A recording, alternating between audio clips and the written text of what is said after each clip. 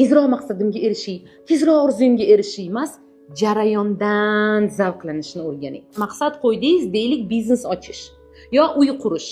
Mana shu uyingiz qurishini tezroq kutmang. Tezroq uyim qurilsin, tezroq bolam katta bo'lsin, tezroq biznesimni amalga oshiray demang. Jarayonidan zavqlaning. O'sha holatidan, har kuni o'sha dokumentini tayyorlayotganingizda, bolangiz endi gapga kirayotganida, endi yurishni boshlaganida, biznesingizdagi qanaqadir mayda-chuyda mashmasha kichkina problemalarda o'sha jarayondan maza qiling. Ana o'sha holatdan zavqlansangiz, ya'ni bugun hoziringizdan zavqlanishni o'rgansangiz degan, o'shanda ana maqsadingizga kelganingizda hamchi mazza qilib qilganman buni deysiz. Ana qiynalganman, men azob yeganman, shunaqa yomon bo'lgan demaysiz. Chunki har gal qiynalish, azob yeyish bu ong holati. Ya'ni o'zingiz qiynalyapman deb yashashingiz bugun.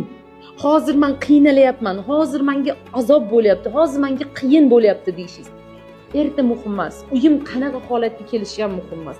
Bolam qanaqa katta bo'lishi ham muhim emas. Muhimi hozir u bor. Hozir u tirik. Hozir u harakat qilyapti. Hozir u yonimda. Shunisi muhim deyishni o'rganishingiz kerak. Ana shu muhim.